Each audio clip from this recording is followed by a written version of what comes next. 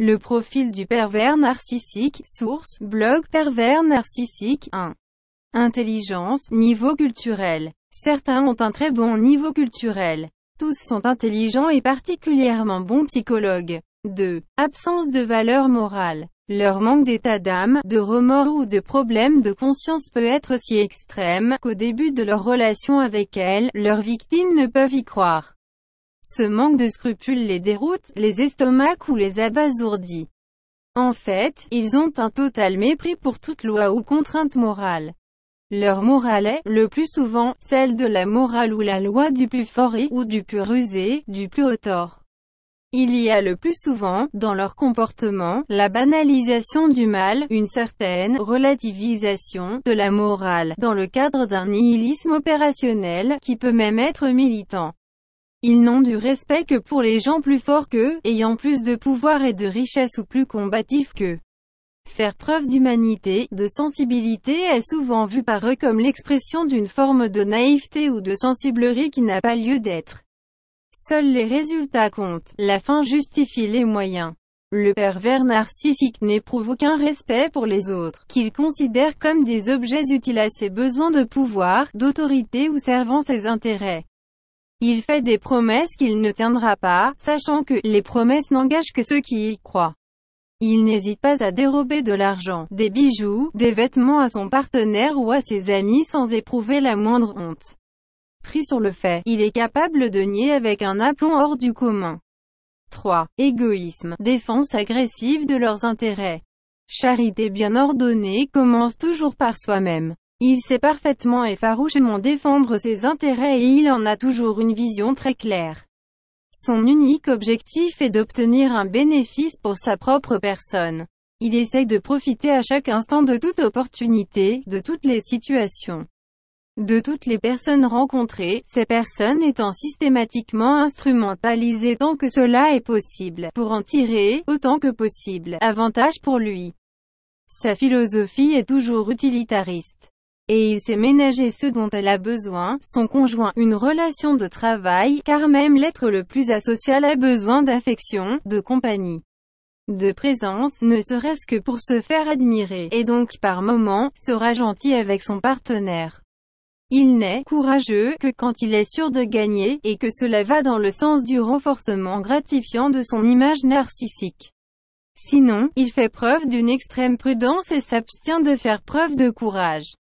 Lors du naufrage du Titanic, il sera le premier à passer, selon les prétextes les plus fallacieux, avant les femmes et les enfants, dans le canot de sauvetage. La notion d'honneur ou d'élégance morale lui est inaccessible. 4. Égocentrisme. Comme pour tous les narcissiques, tout leur est dû. Elles n'admettent aucune mise en cause et aucun reproche leur là est celle de leur désir, et immédiat, dans l'instant. Tout doit leur céder systématiquement. C'est comme s'il était demeuré, à l'âge adulte, un enfant gâté. Un petit bobo chez eux prend de graves proportions, comme si c'était une maladie importante, devant alors inspirer la compassion de l'entourage. Voici quelques exemples du mode de pensée du pervers narcissique. Je suis génial, je suis fort, je suis au-dessus des autres, dans le haut du panier, les autres ne peuvent pas ne pas m'aimer. Je vais me servir de l'autre pour obtenir ce que je veux, ce à quoi j'ai droit. Je vais m'arranger pour que ma victime se sente coupable afin qu'elle ne m'en veuille pas et qu'elle n'ait aucun désir de prendre son indépendance. Pourquoi aurais-je un problème de conscience? Ce n'est quand même pas de ma faute si elle est à ce point stupide ou naïve. Je n'y suis pour rien si elle est si naïve. Ma victime me remerciera pour ce que je fais pour elle, ce qui est normal étant donné que c'est vrai, sans moi elle ne serait rien, c'est un honneur que je lui fais. Quand il arrive un problème, même si c'est autrui qui a ce problème, j'ai de la peine pour moi, pas pour autrui, ce raisonnement est généralement inconscient. 5. Absence d'empathie. Les pervers narcissiques sont incapables d'aimer les autres. Dans leur immense majorité, ils n'ont aucune humanité, aucun sentiment humain, aucun état d'âme, aucun affect. Ils sont froids et calculeurs, totalement indifférents à la souffrance d'autrui. Mais tout en étant, le plus souvent, incapables d'avoir des sentiments humains, ils simuleront le fait d'être totalement remplis, en apparence, de bons sentiments humains et d'une sincère empathie pour autrui. Les pervers peuvent se passionner pour une personne, une activité ou une idée, mais ces flambées restent très superficielles. Ils sont en fait souvent vides d'intérêt, sauf pour leur intérêt immédiat. Ils ignorent les véritables sentiments, en particulier les sentiments de tristesse ou de deuil, pour les autres. Les déceptions entraînent chez eux de la colère ou du ressentiment avec un désir de revanche. Cela explique la rage destructrice qui s'empare d'eux lors des séparations. Quand un pervers perçoit une blessure narcissique, défaite, rejet, il ressent un désir illimité d'obtenir une revanche. Ce n'est pas, comme chez un individu coléreux, une réaction passagère et brouillonne, c'est une rancune inflexible, implacable à laquelle le pervers applique toutes ses forces et ses capacités de raisonnement. Et alors, il n'aura que cesse d'assouvir son dessein de vengeance. La séduction perverse ne comporte aucune affectivité, car le principe même du fonctionnement pervers est d'éviter tout affect. Les pervers, tout comme les paranoïaques, maintiennent une distance affective suffisante pour ne jamais s'engager vraiment. L'efficacité de leurs attaques tient au fait que la victime ou l'observateur extérieur n'imagine pas qu'on puisse être à ce point dépourvu de sollicitude ou de compassion devant la souffrance de l'autre. Les éventuels dérèglements sexuels ou la méchanceté foncière pourraient être les conséquences de cette absence de sentiment et d'empathie pour les autres. Il est possible que le manque d'affect empêche de ressentir l'intégralité des limites morales entre ce qui est permis ou interdit dans la société. Mais ce n'est qu'une hypothèse. 6. Haine et agressivité. Le pervers narcissique a souvent besoin de haïr pour exister, c'est une des raisons pour lesquelles il n'est jamais satisfait par quoi que ce soit, les autres, les objets. La haine peut être chez lui un moteur très puissant de son action et de son comportement. N'arrivant pas à obtenir et jalousant la plénitude ou le bonheur qu'il observe chez l'autre, il en vient à haïr et à détruire ce qu'il aime et recherche intensément. Étant incapable d'aimer, il essaie de détruire, par cynisme, la simplicité de toute relation naturelle et saine. À cause de leur histoire personnelle, les pervers n'ont souvent pas pu se réaliser. Ils observent alors avec envie ce que d'autres qu'eux ont pour se réaliser. Et ils essaient de détruire le bonheur qu'ils observent auprès d'eux. Prisonniers de leur propre personnage et de l'image, le plus souvent factice, qu'ils présentent à la société, ce qui leur impose de terribles contraintes permanentes, ils tentent alors de détruire la liberté d'autrui et de lui imposer des contraintes décidées par eux. Il y a, chez eux, une mentalité agressive d'envie, de convoitise, d'irritation et haineuse à la vue du bonheur, des avantages d'autrui. Pour s'accepter et s'affirmer, les pervers narcissiques doivent triompher de quelqu'un d'autre, le détruire, jouissant alors de sa souffrance. Cette perception, de ce qu'ils croient ne pas posséder, est subjective, elle peut même être délirante. Ce sentiment d'infériorité vis-à-vis de la personne enviée et haïe les pousse à chercher à posséder ce qui est convoité. Pour combler l'écart qui les sépare de l'objet de leur convoitise, il leur suffit alors de l'humilier, de l'avilir. Ils envient la réussite des autres, qui les met face à leur propre sentiment d'échec, sans cesse refoulé, car ils ne sont pas plus contents des autres qu'ils ne le sont d'eux-mêmes. Pour eux, rien ne va jamais. Ils imposent aux autres leur vision péjorative ou négative du monde et leur insatisfaction chronique concernant la vie.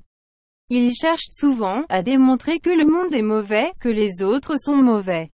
Personne n'a vraiment grâce à leurs yeux.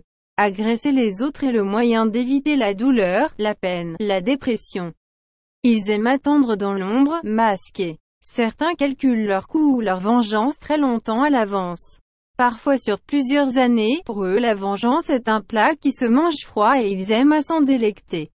C'est la raison pour laquelle ils peuvent être redoutables et imprévisibles. Et d'ailleurs, ils sont le plus souvent imprévisibles. 7. Mensonge. Le pervers narcissique est toujours, intérieurement, dans la peau d'un autre, il n'est jamais sincère, toujours menteur. Il peut aussi bien dire la vérité que mentir avec aplomb, d'une façon jusqu'au boutiste, comme un arracheur de dents. Le plus souvent, il effectue de sensibles falsifications de la vérité, qu'on ne peut pas vraiment qualifier de mensonge, et encore moins de construction délirante. Mélanger le mensonge, la sincérité et la franchise, ce qui est, pour l'autre, très déstabilisant, fait partie de son jeu. Derrière cette attitude de mensonge jusqu'au boutiste, qui paraît parfois suicidaire, se cache, le plus souvent, une attitude de défi à l'ordre social. Une façon de montrer qu'il est toujours le plus fort et qu'il contrôle toujours la situation, même quand il le faudrait. Il ne reconnaîtra jamais rien, ni ses mensonges, ni ses torts. Même dans les moments cruciaux lors d'un interrogatoire policier, voire d'un procès d'assises. Par contre, il pourra reconnaître éventuellement un mensonge mineur s'il n'a pas grand-chose à y perdre. Mais même l'aveu de ce petit mensonge sera toujours difficile à obtenir de sa part.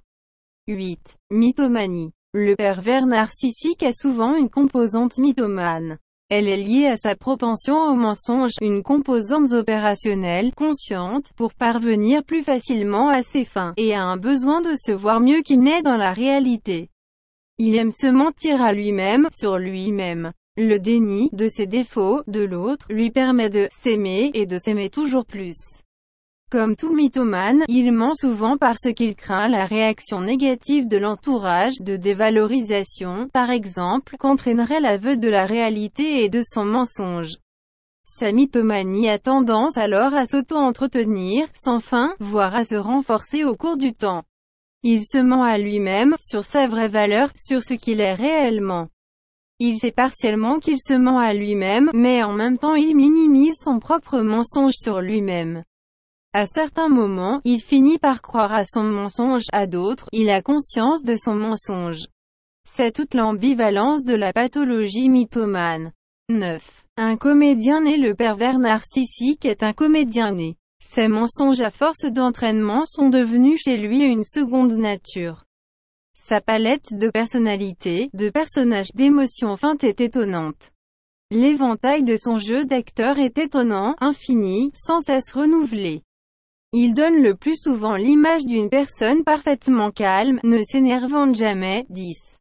Intégration sociale et extraversion. Le pervers narcissique est en général apprécié au premier abord car il paraît extraverti, sympathique et séduisant. À ses fins psychologues, il a souvent un talent pour retourner l'opinion en sa faveur et emporter l'adhésion à ses idées, même les plus contestables. 11. Orgueil et combativité. Le pervers narcissique est le plus souvent doté d'une combativité extrême et d'une capacité de rebond remarquable. Sa mégalomanie, son narcissisme, voire sa paranoïa, renforce cette combativité.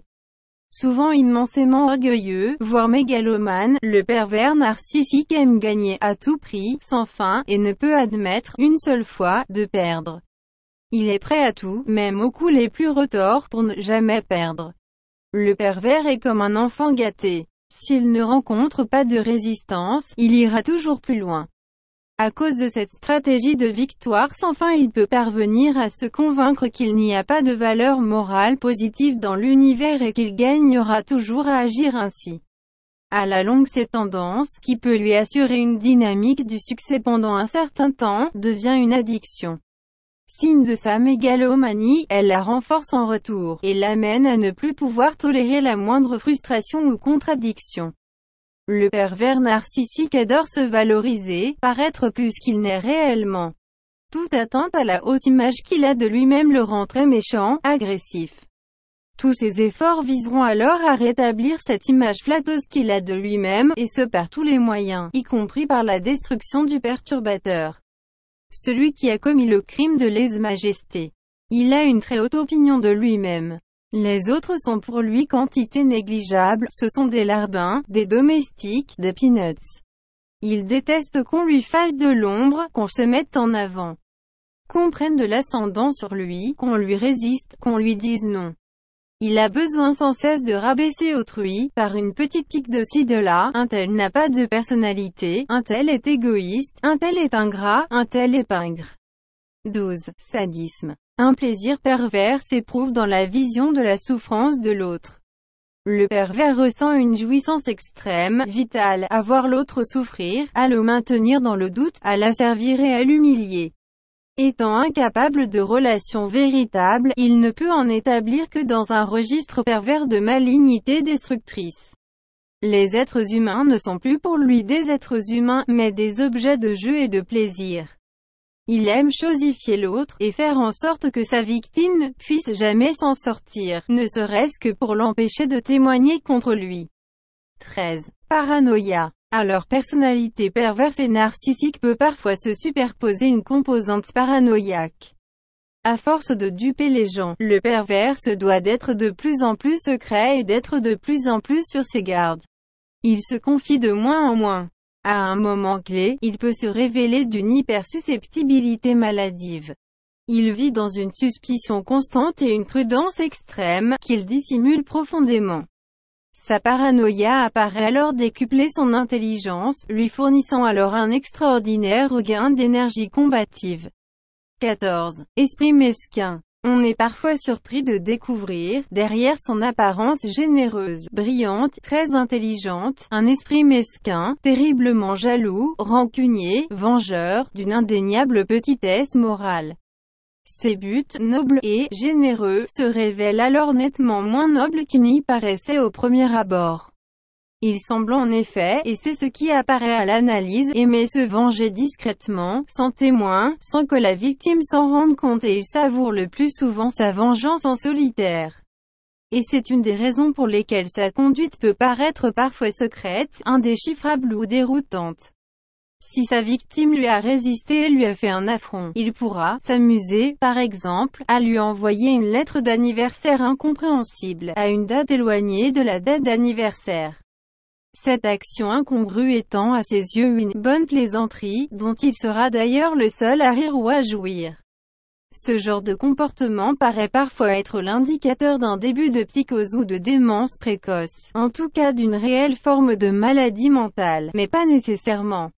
15. Narcissisme criminel. Terme imaginé par Daniel Setelen, psychiatre, et Denis Toutenu, psychiatre, dans leur livre L'affaire Roman, le narcissisme criminel, consacré au cas de Jean-Claude Roman, qui décrit la personnalité du pervers narcissique au moment où il passe à l'acte criminel.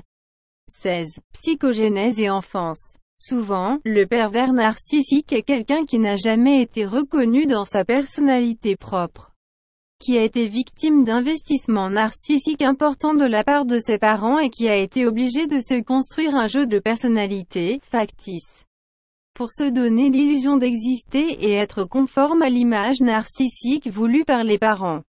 La pathologie de l'enfant s'est trouvée induite par les exigences narcissiques de son entourage familial et scolaire. Une fois adulte, le narcissique a poursuivi sur sa lancée, instrumentant, tout en souffrant, l'aveuglement de son entourage. Certaines carences affectives dans l'enfance peuvent aussi l'empêcher, à l'âge adulte, d'aimer autrui. Il a pu subir aussi, durant son enfance, des blessures narcissiques, plus ou moins importantes. Ces blessures le pousseront à satisfaire, sans cesse, un énorme désir de reconnaissance ou de revanche. Il a alors un besoin énorme d'être aimé, reconnu, surévalué, surestimé par rapport à ce qu'il est réellement. Il peut être l'enfant surprotégé, chouchouté, le petit dernier, à l'exemple du jeune Abdallah, des albums de Tintin, statut dont il profite à fond. Un de ces enfants qui profite sans cesse de l'aveuglement de ses parents sur sa véritable nature, en se faisant passer pour le petit malade souffreteux, pour la victime imaginaire des professeurs, du frère ou de la sœur. En particulier l'enfant unique tant attendu, conçu tardivement, qu'on dorlote alors d'autant plus. Ou simplement un de ces enfants gâtés, à qui on n'a pas appris à résister à leurs désirs et leurs frustrations. De fait, le pervers narcissique est sans cesse amer, frustré et accuse systématiquement les autres. À la moindre blessure narcissique, à la moindre frustration, il bascule dans la haine et passe à l'acte. Dès leur enfance, ces pervers sont souvent doués d'une intelligence supérieure à la moyenne, voire redoutable, machiavélique, leur permettant déjà d'élaborer des pièges ou des stratégies très subtiles. Tôt, ils peuvent déjà abuser leurs parents et leurs amis. L'enfant, plus intelligent, plus psychologue que les parents l'imaginent, phagocyte littéralement la mère ou le père, une mère ou un père complice ou bien qui ne se doute de rien. Dans une relation littéralement fusionnelle qui empêche les parents d'avoir un recul suffisant. Sa biographie personnelle, son histoire, est importante à ses yeux car elle justifie, plus que toute chose, sa philosophie de vie et son comportement actuel. 17. Les pervers narcissiques sont-ils fous?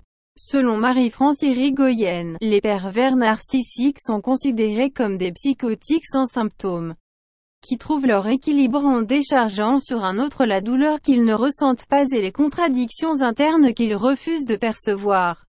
Ils ne font pas exprès de faire mal, ils font mal parce qu'ils ne savent pas faire autrement pour exister. Ils ont eux-mêmes été blessés dans leur enfance et essaient de se maintenir ainsi en vie. Ce transfert de douleur leur permet de se valoriser aux dépens d'autrui. Le harcèlement moral, page 126. En général, on ne les considère pas comme complètement fous, car ils sont capables de maîtriser et de calculer leurs actes. Ils ne sont pas irresponsables en particulier sur le plan pénal. Toutefois la question n'est pas tranchée. Les psychologues voient éventuellement dans le narcissisme, quand il est excessif, une maladie, une addiction. Le malade est parfaitement conscient de sa maladie, mais la minimise. Ne peut pas changer ou ne cherche pas à changer, et non une folie. Au pénal, les pervers narcissiques ne bénéficient généralement pas d'une responsabilité altérée ou atténuée, comme on l'a vu dans le procès de Jean-Claude Roman. Le pervers connaît la loi et il est conscient de ce qu'il fait. Simplement, il le fait quand même par défi, par jeu, pour le frisson. Donc il reste responsable de son choix. En tout cas, il semble être responsable pénalement. Mais le pervers narcissique lui-même se considère souvent comme irresponsable de ses actes. Ce qui rappelle la litanie des « ce n'est pas ma faute ». Et ce n'est pas ma faute, du vicomte de Valmont annonçant à Madame de Tourvel qu'il va rompre d'elle dans le roman Les liaisons dangereuses de Pierre Choderlos de Laclos. Lettre CXLI. 18. Le pervers narcissique ne se considère pas comme malade. Le problème, c'est que le pervers narcissique refusant de considérer qu'il a un problème, les thérapies n'ont pas de prise sur lui. S'il accepte de s'y soumettre, pour pouvoir dire qu'il a fait tous les efforts possibles, il va vite considérer le thérapeute comme nul et incompétent et la thérapie comme totalement inutile. Peut-être aussi d'ailleurs a-t-il très peur de découvrir certaines vérités désagréables sur lui-même, le fait qu'il ne soit pas si magnifique tout ce qu'il imagine. Pour la plupart des témoins de leur comportement étrange, il est très difficile de comprendre les pervers narcissiques car la littérature psychiatrique ne décrit, le plus souvent, que le mécanisme mais pas leur motivation profonde, comme celle de s'enfermer systématiquement dans un mensonge, ou le fait de sans cesse rebondir d'un mensonge à l'autre. On ne fait que des supputations. 19. Quelle évolution pour le pervers narcissique? Le pervers narcissique peut-il remédier à son vide, à son absence d'intérêt pour les autres, cesser de projeter vers les autres une personnalité qui n'est pas la sienne? En réalité, il est extrêmement rare qu'il change ou veuille changer d'attitude ou de valeur morale. Car les gains que lui ont valu cette attitude sont souvent très importants et très gratifiants pour lui, admiration, célébrité, pouvoir. On ne pourra pas changer un pervers narcissique par un discours rationnel, car la quête perpétuelle de pouvoir est un moteur puissant et une source intarissable de plaisir. Une véritable drogue dure. Pour qu'il puisse changer, il faudrait qu'il subisse des chocs violents et des épreuves très importantes, susceptibles, par exemple, de déstabiliser la très haute conception qu'il a de lui-même.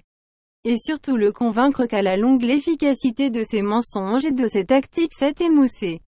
C'est seulement ainsi qu'on pourrait espérer le voir peut-être, un jour, évoluer favorablement. À vrai dire cela n'arrive presque jamais. Mais en laissant espérer à son entourage, souvent aveugle, pareil changement, le pervers narcissique renforce son pouvoir. En donnant à ses victimes l'impression de chercher sincèrement à s'amender, il endort leur méfiance et en fait plus aisément ses dupes. De fait, tout effort d'amélioration personnelle lui paraît dérisoire voire ridicule, et il craint surtout d'avoir tout à y perdre, sa force, son pouvoir. Le respect qu'on lui porte, avec le risque supplémentaire de se faire duper à son tour. 20. La relation du pervers bourreau, et de sa victime. La logique perverse ignore le respect de l'autre. Autrui n'existe pas, il n'est pas entendu, il est seulement utile. Le pervers a besoin de l'énergie de certaines personnes pour combler le vide de sa propre existence. Mais pour cela il lui faut les soumettre. Un pervers narcissique ne se construit qu'en assouvissant ses pulsions destructrices. Marie-Francie Rigoyen. Le harcèlement moral. Page 125. Le pervers narcissique craint ainsi autant la solitude que les personnes qu'il ne peut pas soumettre. Il a besoin d'avoir toujours auprès de lui quelqu'un, une victime, qu'il va utiliser pour se mettre en valeur, pour se détourner de son propre néant, de sa propre réalité peu glorieuse, peu honorable. Il va donc essayer soit de s'approprier des qualités de la victime, soit de la détruire en reportant sur elle ses propres défauts, égoïsme, avarice, mensonge. Le pervers est un prédateur. 21. Appropriation des qualités de l'autre.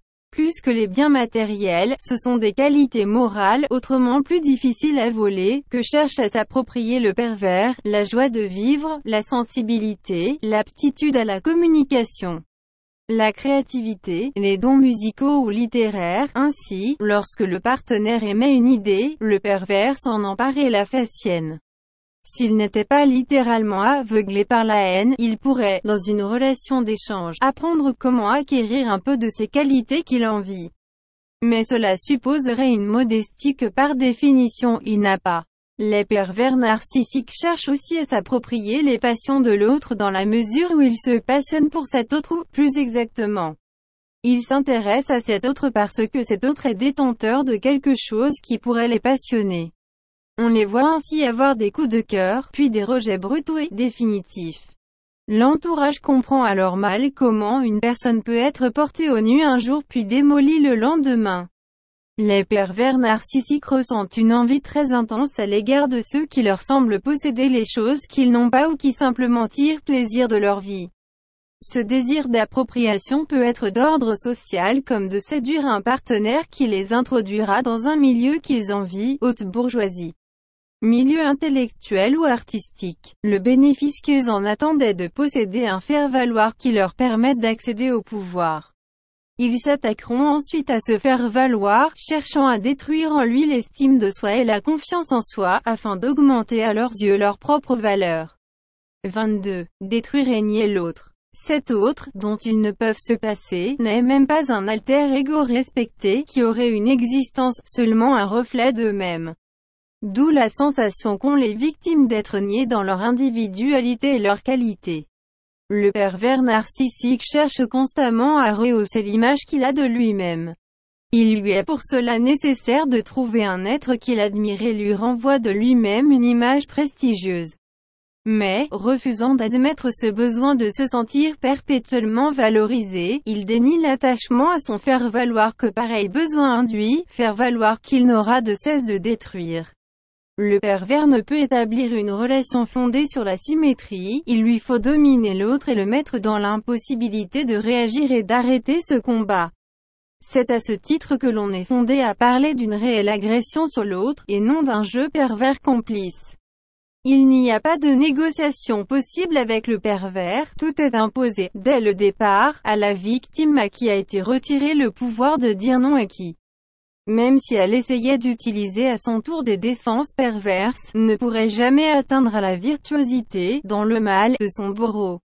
Pour parvenir à la destruction de sa victime, le pervers procède souvent de la façon suivante. 1. Il aborde sa victime en affichant une certaine chaleur externe. 2.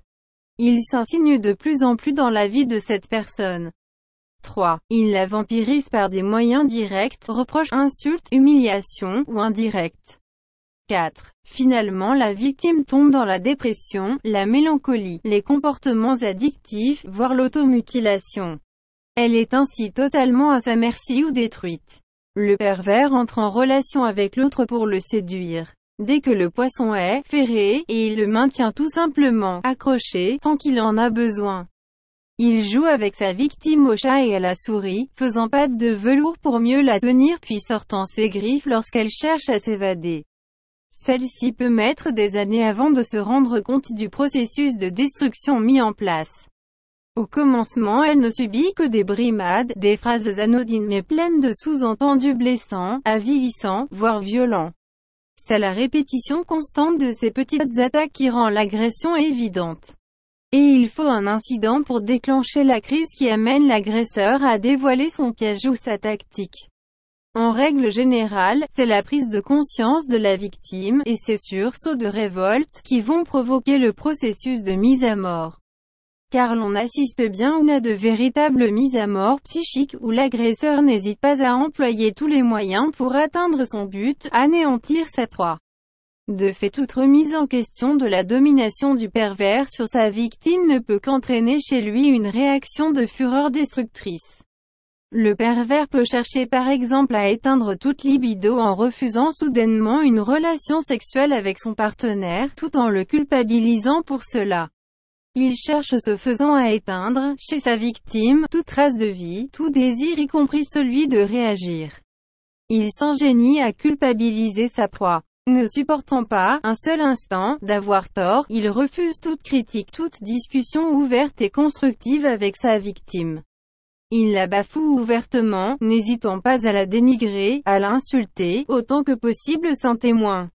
Sinon il procède plus subtilement par allusion, tout aussi destructrice, mais invisible aux yeux non avertis. La victime, elle, donne énormément, mais ce n'est jamais assez. N'étant jamais content, le pervers narcissique prend toujours la position de la victime d'une frustration dont il rend sa propre victime responsable. Il dévore sa victime en se persuadant que c'est elle qui sollicite la suggestion. Il refuse de voir ou de reconnaître les difficultés qu'il crée dans la relation, car cela l'amènerait à une perception négative de sa propre image. Il en rejette la responsabilité sur son partenaire pour peu que celui-ci fasse preuve de bienveillance ou s'applique à jouer un rôle réparateur. Mais si ce dernier refuse d'accepter les torts imaginaires qui lui sont injustement imputés, il est immédiatement accusé d'être hostile et rejetant. Il ne mesure pas à la même aune son comportement, toujours irréprochable selon lui, et celui des autres, toujours en faute. Il ne voit jamais la disproportion entre le peu qu'il donne et ce qu'il reçoit. C'est toujours l'autre, et jamais lui, qui fait preuve d'ingratitude et de mesquinerie. L'existence même de la victime peut constituer, pour le pervers, un reproche permanent de sa perversité, et elle devient alors, à son insu, celle sur qui va se focaliser sa haine. Le pervers s'en prendra d'ailleurs à tous les redresseurs de tort, à tous ceux qui auront cherché à le faire changer, et il n'aura de cesse de les faire chuter, moralement. Socialement, car ils auront commis le crime, impardonnable à ses yeux, de faire intrusion dans son système de confortement narcissique permanent. 23. Le profil des victimes. Elles sont dotées des qualités que le pervers précisément convoite, douées, et cherchant toujours à donner le meilleur d'elles-mêmes, elles sont séduisantes. Vives et extraverties, elles aiment parler de leur réussite et exprimer leur joie. Étant profondément généreuses, elles ne peuvent se résoudre à admettre la perversité de leur bourreau et s'appliquent à lui trouver des excuses. Toujours prêtes à se sentir responsables, voire coupables, acceptant facilement la critique, elles s'épuisent à donner au pervers une impossible satisfaction. Elles introjectent la culpabilité, tout est de ma faute, ce qui permet au pervers narcissique une projection hors de soi-même en rejetant la culpabilité sur l'autre, c'est de sa faute. Confère Marie-France Hirogoyen, Le harcèlement moral, page 112. Le pervers recherche souvent une personnalité maternelle, aimante, dévouée, parce qu'il a besoin d'être aimé, admiré même et surtout s'il est lui-même incapable d'aimer, d'avoir quelqu'un entièrement à son service. Mais l'attirance qu'il ressent pour elle n'exclut pas la haine. Il prend le plus souvent ses victimes parmi des personnes pleines d'énergie et d'amour de la vie, pour les vampiriser et les dévitaliser. Il choisit de préférence des personnes honnêtes, sincères, gentilles, qui cherchent vraiment à consoler et à réparer, mais aussi naïves, sans trop d'esprit critique, voire fragiles. Afin de les amener plus facilement et plus rapidement à accepter une relation de dépendance. La victime recherche souvent de son côté une personne forte et charismatique qui la rassure, et c'est là justement l'image que le pervers veut donner de lui. Les victimes désignées sont celles qui ont besoin d'un but valorisant pour exister, visiteuses de prison, bénévoles d'ONG, qui veulent agir pour le bien. Et aiment à s'occuper des chiens perdus sans collier. Elles tomberont aisément sous l'emprise des pervers dans lesquels elles verront, souvent à tort, une personne fragile, un enfant à protéger. Le pervers vit et se nourrit de l'espoir que la victime place, naïvement ou désespérément, en lui ou en quelque chose qui lui fait miroiter en permanence par des promesses fallacieuses.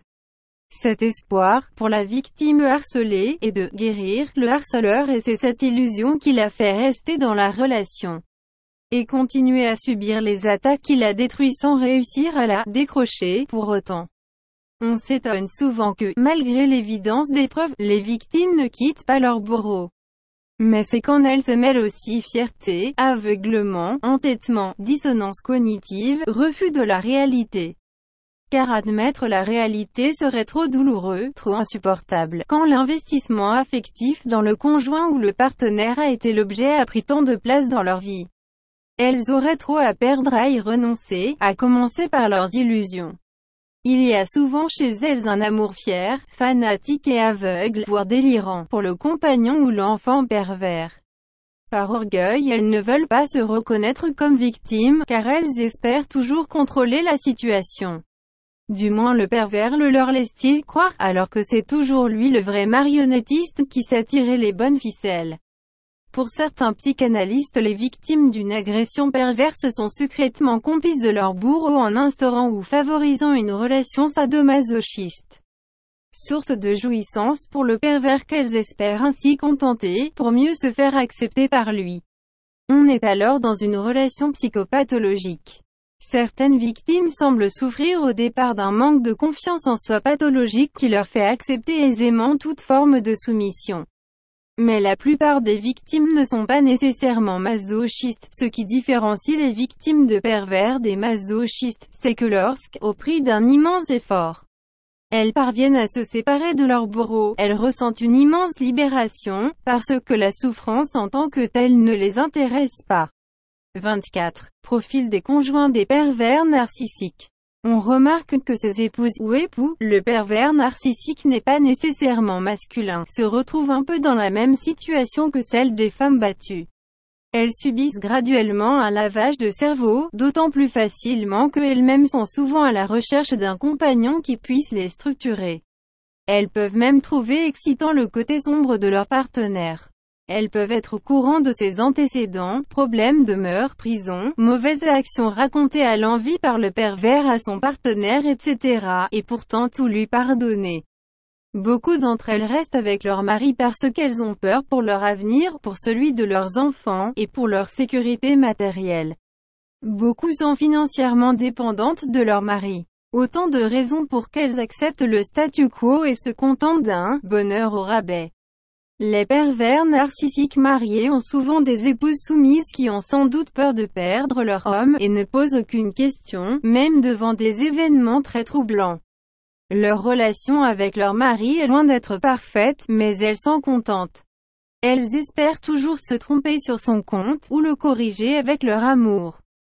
Elles ne reviennent à la réalité que lorsqu'elles échappent à l'attraction machiavélique qu'exerçait leur compagnon et que le monde dans lequel il les avait contraintes à vivre s'écroule peu à peu. Lorsqu'elles découvrent qui est réellement leur mari, elles perdent en fait toute leur certitude. Ces femmes ont des soupçons qu'elles ne veulent pas croire. La réalité est que le mariage est une chose très compliquée et qui doit répondre à beaucoup de besoins. Ce qui est acceptable pour une personne peut ne pas l'être pour une autre. Il est possible que, quel que soit l'aspect monstrueux du mari, ce dernier soit capable par moments de tendresse, d'une tendresse toute relative dont se contentera alors l'épouse. D'autres sont l'objet de menaces, de punitions, le plus souvent subtiles, voilées, dans le cadre d'une sorte de dressage. Comme Monique Olivier, 55 ans, visiteuse de prison qui avait rencontré Michel Fourniret lors de son séjour à Fleury-Mérogis avant de l'épouser, en 1989, une personne effacée, craintive. Très impressionnée par son mari mais pas dans une logique de remords, ne s'étant pas révoltée une seule fois, selon le procureur général de Reims. Parlant des femmes des tueurs en série, le cas extrême, Michel Agrapardelmas, psychocriminologue, expert judiciaire auprès de la Cour d'appel de Paris, rapporte. Elles sont dans un rapport de soumission dans lequel elles trouvent un équilibre très précaire, pathologique. Il y a un rapport de domination, mais en même temps elles participent et mettent la main à la pâte, ce qui révèle vraisemblablement des personnalités perverses. Parallèlement, elles sont soumises à un isolement de plus en plus grand, sont petit à petit retirées de leur vie sociale. Leurs partenaires leur font comprendre que les autres ne comprendraient pas. Ces femmes sont des victimes, mais des victimes partiellement consentantes. Roy Hazelwood, psychologue, a relevé que beaucoup de sadiques sexuels expérimentent sur leur épouse certains comportements qu'ils accomplissent par la suite sur leurs victimes. Séduites, fascinées, vampirisées par la personnalité de leur mari, elles peuvent perdre une partie de leur humanité. Selon ce dernier, on ne deviendrait pas toujours la femme d'un grand pervers par hasard. Certaines femmes sont fascinées par les tueurs en série ou les pervers. L'un des plus célèbres, Ted Bundy, qui a inspiré le film Le Silence des agneaux, a été inondé de demandes en mariage avant son exécution en Floride, le 24 janvier 1989. 25. Pourquoi acceptent-elles leur sort et ne se défendent-elles pas? La plupart du temps, ces victimes ne peuvent rien faire. Elles sont trop faibles pour se défendre face à leurs persécuteurs, trop faibles pour prouver aux autres que la personne qui les a persécutées n'est pas celle qu'elles s'évertuent à paraître. Elles sont souvent déstabilisées par l'absence de scrupules et la capacité de mensonge jusqu'au boutiste de leur bourreau. De plus, elles savent qu'il est capable de terribles vengeances. Il y a souvent chez elles un mélange de fascination et de peur comme la souris devant le naja. De plus, certains pervers infligent à leurs victimes des coups moraux si terribles qu'il faut à leurs victimes beaucoup de temps pour s'en remettre. Certaines ne s'en remettent d'ailleurs jamais et peuvent aller jusqu'à se suicider. L'aveuglement de certaines victimes est semblable à celui des membres d'une secte face aux agissements de leur gourou. Elles croient se défendre sans mesurer la puissance de l'emprise à laquelle elles sont soumises et le courage immense qu'il leur faudra pour s'en libérer. Elles peuvent alors trouver plus facile de se bercer d'illusions que de s'engager dans ce difficile effort libératoire. 26. Ruse, stratégie et tactique des pervers narcissiques. Le pervers a en général beaucoup d'imagination, et il est difficile de recenser, ici, les milliers de ruses et tactiques dont il dispose dans son arsenal. 27. Séduction, jeu sur les apparences. Contrairement au pervers de caractère qui irrite son entourage par ses revendications et nie radicalement l'autre, le pervers narcissique, lui, réussit à créer un élan positif envers lui. Comme toute personne manipulatrice, il sait se rendre aimable. Il change de masque suivant les besoins, tantôt séducteur paré de toutes les qualités, tantôt victime faible et innocente. Il a un souci scrupuleux des apparences, donnant le plus souvent l'image valorisante pour son ego d'une personne parfaite, image qui cache son absence d'émotion, d'amour, de sincérité et d'intérêt pour tout ce qui n'est pas lui. Il ne s'intéresse pas à la réalité, tout est pour lui jeu d'apparence et de manipulation de l'autre. Il excelle à susciter, amplifier et faire alterner chez l'autre regret et peur. 28. Dissimulation. Le pervers agit à l'abri des regards. Les maltraitances sont rarement sous le feu des projecteurs, mais plutôt perpétrées dans le secret des alcôves. Les pervers sont les professionnels de la double vie et de la double personnalité. 29. Mimétisme. Ce sont de véritables caméléons, aptes à mimer les attitudes et les paroles de son interlocuteur pour susciter chez lui l'illusion d'un accord parfait, d'une entente exceptionnelle qui ne cesse de s'approfondir. Le mimétisme est d'ailleurs l'une des techniques employées par la programmation neurolinguistique. 30. Diviser, cloisonner ses relations. Par prudence, il divisera et cloisonnera ses relations, afin qu'on ne puisse pas recouper ses mensonges ou que ses victimes ne risquent pas de se s'allier contre lui. Sa technique, dans ce domaine, finit par être magistrale. 31. Vous encenser pour mieux vous couler. Il commence par vous encenser. Vous êtes le meilleur, le plus doué, le plus cultivé, personne d'autre que vous ne compte pour lui. Il n'hésite d'ailleurs pas à dire la même chose successivement à plusieurs personnes. Ses éloges et ses protestations d'attachement lui permettent de mieux vous couler, ensuite en jouant sur l'effet de surprise. Et de vous atteindre d'autant plus que vous ne vous attendiez pas à l'attaque et qu'il a en outre pris soin de choisir précisément le moment où vous pouviez le moins vous y attendre. 32. Se valoriser sans cesse et dévaloriser l'autre. Les narcisses cherchent à évoluer sous les feux de la rampe, à choisir des situations où d'autres pourront les admirer. Ils veulent capter l'attention de leurs semblables qu'ils considèrent par ailleurs comme de simples faire-valoir, victimes potentielles qu'ils n'hésiteront pas à critiquer en public. Souvent insidieusement. 33. Le principe d'autorité. Il utilise son pouvoir de séduction, ses talents de comédien, son apparence de sérieux, toutes les facettes de ses personnalités pour s'imposer. Il aime arrêter toute discussion par quelques phrases définitives, utilisant le principe d'autorité. Je suis malade, ou bien, tu te rends compte de ce que tu me demandes. Je ne peux pas discuter avec toi pour l'instant, tu vois bien que je suis pris. 34. L'induction. Suggérer l'idée à l'autre, la grande force du pervers narcissique est l'art de l'induction. Il s'applique à provoquer chez l'autre des sentiments, des réactions, des actes, ou, au contraire, à les inhiber. Il fonctionne en quelque sorte comme un magicien maléfique, un hypnotiseur abusif, utilisant successivement injonction et séduction. Évitant d'exprimer à l'autre ce qu'il pense, de l'éclairer sur ses intentions, il procède par allusion, sans jamais se compromettre. Pour mieux duper, il suscite chez l'autre un intérêt pour ce qui va faire l'objet de la duperie, qu'il va rendre aussi alléchant que possible sans jamais en parler ouvertement. Étalant connaissance, savoir, certitude, il va pousser l'autre à vouloir en savoir plus, à convoiter l'objet en question et à exprimer son désir de se l'approprier. Il procède de la même façon s'il a l'intention a priori de refuser quelque chose. L'autre, qui n'avait pas l'idée de demander quoi que ce soit, va se sentir pris à contre-pied sans savoir exactement pourquoi. Il se promettra alors de ne jamais demander quelque chose. Il doutera de sa propre honnêteté, ou même se sentira suspect, entrant inconsciemment dans le jeu du pervers narcissique. Ce dernier, pour prendre l'ascendant sur sa victime, assortira volontiers son discours d'un message moralisateur et s'affichera comme un être noble et pur, contraignant l'autre qui ne veut pas être repoussé à s'identifier à cette morale, que cela soit dans l'acceptation ou le refus de la chose suggérée.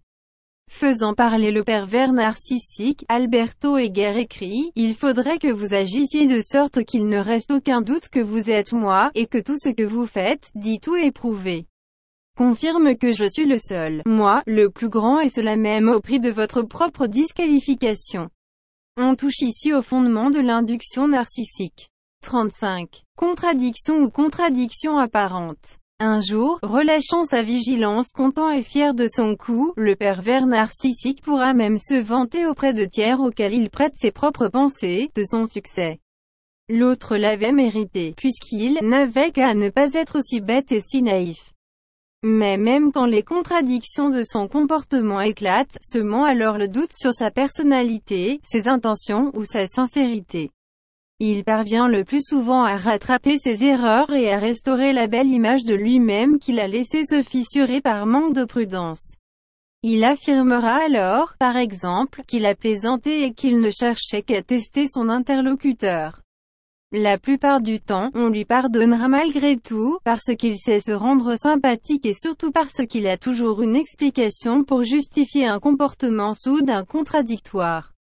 L'erreur désastreuse sera mise sur le compte d'une faiblesse momentanée, d'une fatigue, d'un surmenage, d'une maladie. Finalement, on se dira que toute personne parfaite est faillible. Le pervers narcissique aime la controverse. Il est capable de soutenir un point de vue un jour et de défendre les idées inverses le lendemain, juste pour faire rebondir la discussion ou, délibérément, pour choquer. Marie-France Hirogoyen, Le harcèlement moral, page 108. 36. Emploi de messages paradoxaux. Le pervers narcissique se complaît dans l'ambiguïté. Par ces messages paradoxaux, doubles, obscurs, il bloque la communication et place sa victime dans l'impossibilité de fournir des réponses appropriées, puisqu'elle ne peut comprendre la situation. Elle s'épuise à trouver des solutions qui seront par définition inadaptées et rejetées par le pervers dont elle va susciter les critiques et les reproches. Complètement déroutée, elle sombrera dans l'angoisse ou la dépression, voire Marie-France Irigoyen, Le harcèlement moral, la communication perverse, page 111. 37. Calomnie et insinuation. Calomnier, il en restera toujours quelque chose, Beaumarchais. Le pervers narcissique a le talent de diffamer sans avoir l'air d'y toucher, prudemment, en donnant l'apparence de l'objectivité et du plus grand sérieux. Comme s'il ne faisait que rapporter des paroles qui ne sont pas les siennes. Souvent il ne porte pas d'accusations claires, mais se contente d'allusions voilées, insidieuses. À la longue, il réussira à semer le doute, sans avoir jamais prononcé une phrase qui pourrait le faire tomber sous le coup d'une accusation de diffamation. Il usera du pouvoir de la répétition et ne cessera pas de semer le doute sur l'honnêteté, sur les intentions de l'adversaire qu'il veut abattre, s'appuyant sur la tendance humaine à croire qu'il n'y a pas de fumée sans feu. 38. Fausse modestie. Lors de l'utilisation de la technique de l'induction, voire plus haut, il se présente bien volontiers comme une personne modeste, n'osant pas proposer ses solutions ou l'objet de sa duperie, l'appât, l'objet qu'il veut soumettre à la convoitise de l'autre. Comme un rusé paysan, il est capable parfois de se faire passer pour bête et naïf, prêchant le faux pour savoir le vrai. Un très bon moyen de guerre psychologique pour tirer les vers du nez d'une personne trop pleine de certitude. 39. Confusion des limites entre soi et l'autre. Le pervers narcissique n'établit pas de limite entre soi et l'autre. Il incorpore les qualités de l'autre, se les attribue pour pallier les faiblesses de sa véritable personnalité et se donner une apparence grandiose. Ces qualités qu'il s'approprie, il les dénie à leur véritable possesseur, cela fait partie intégrante de sa stratégie de la séduction. La séduction perverse se fait en utilisant les instincts protecteurs de l'autre. Cette séduction est narcissique, il s'agit de chercher dans l'autre l'unique objet de sa fascination, à savoir l'image aimable de soi. Par une séduction à sens unique, le pervers narcissique cherche à fasciner sans se laisser prendre. Pour J. Baudrillard, la séduction conjure la réalité et manipule les apparences. Elle n'est pas énergie, elle est de l'ordre des signes et des rituels et de leur usage maléfique. La séduction narcissique rend confus, efface les limites de ce qui est soi et de ce qui est autre. On n'est pas là dans le registre de l'aliénation, comme dans l'idéalisation amoureuse ou, pour maintenir la passion. On se refuse à voir les défauts ou les défaillances de l'autre, mais dans le registre de l'incorporation dans le but de détruire. La présence de l'autre est vécue comme une menace, pas comme une complémentarité. Marie-France Irigoyen, Le harcèlement moral, page 94. 40. Utilisation de fausses vérités énormes ou crédibles. La communication perverse est au service de cette stratégie. Elle est d'abord faite de fausses vérités, par la suite, dans le conflit ouvert, elle fait un recours manifeste, sans honte, au mensonge le plus grossier. Quoi que l'on dise, les pervers trouvent toujours un moyen d'avoir raison, d'autant que la victime est déjà déstabilisée et n'éprouve, au contraire de son agresseur, aucun plaisir à la polémique.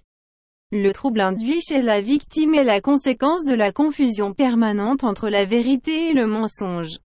Le mensonge chez les pervers narcissiques ne devient direct que lors de la phase de destruction, comme nous pourrons le voir dans le chapitre suivant. C'est alors un mensonge au mépris de toute évidence. C'est surtout et avant tout un mensonge convaincu qui convainc l'autre. Quelle que soit l'énormité du mensonge, le pervers s'y accroche et finit par convaincre l'autre. Vérité ou mensonge, cela importe peu pour les pervers, ce qui est vrai et ce qu'ils disent dans l'instant. Ces falsifications de la vérité sont parfois très proches d'une construction délirante. Tout message qui n'est pas formulé explicitement, même s'il transparaît, ne doit pas être pris en compte par l'interlocuteur, puisqu'il n'y a pas de trace objective, cela n'existe pas. Le mensonge correspond simplement à un besoin d'ignorer ce qui va à l'encontre de son intérêt narcissique. C'est ainsi que l'on voit les pervers entourer leur histoire d'un grand mystère qui induit une croyance chez l'autre sans que rien n'ait été dit, caché pour montrer sans dire. Marie-France Irigoyen, Le harcèlement moral, page 94. Il use d'un luxe de détails pour éteindre la vigilance de ses proches. Plus le mensonge est gros, plus on a envie d'y croire. 41. Se poser en victime. Lors des séparations, les pervers se posent en victimes abandonnées, ce qui leur donne le beau relais leur permet de séduire un autre partenaire, consolateur. Il peut se faire passer pour faible, pour le « chien perdu sans collier », prendre la mine de chien battu, les yeux tristes, dont voudront alors justement s'occuper les femmes maternelles, dévouées. celles ayant une vocation de dame patronnesse, celles n'existant que par le dévouement à autrui, celles qui deviendront souvent leurs futures victimes. Cela afin de mieux les faire tomber dans ses filets. Il a d'ailleurs un talent fou pour se faire passer pour une victime. Comme il a un talent fou pour se faire passer pour malade ou irresponsable ou tirer profit d'une maladie, imaginaire ou réelle, d'un accident, user ou abuser d'un handicap réel, etc. 42. Création d'une relation de dépendance. L'autre n'a d'existence que dans la mesure où il reste dans la position de double qui lui est assignée. Il s'agit d'annihiler, de nier toute différence. L'agresseur établit cette relation d'influence pour son propre bénéfice et au détriment des intérêts de l'autre. La relation à l'autre se place dans le registre de la dépendance, dépendance qui est attribuée à la victime, mais que projette le pervers sur l'autre. À chaque fois que le pervers narcissique exprime consciemment des besoins de dépendance, il s'arrange pour qu'on ne puisse pas le satisfaire.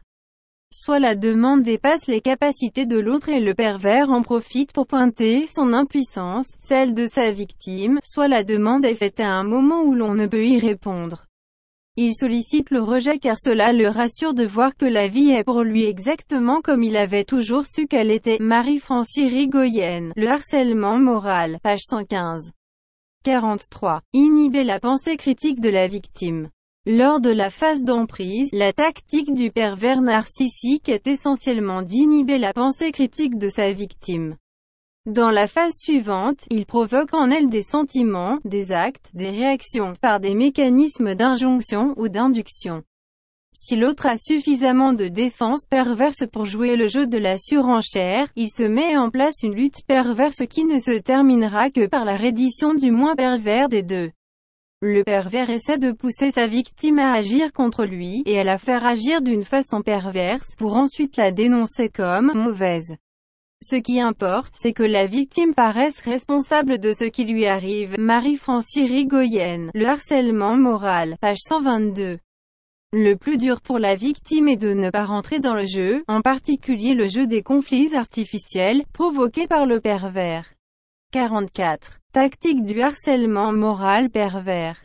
Isoler quelqu'un, refuser toute communication, ne pas lui transmettre de consignes, multiplier les brimades, ne pas lui donner de travail ou un travail humiliant, au contraire.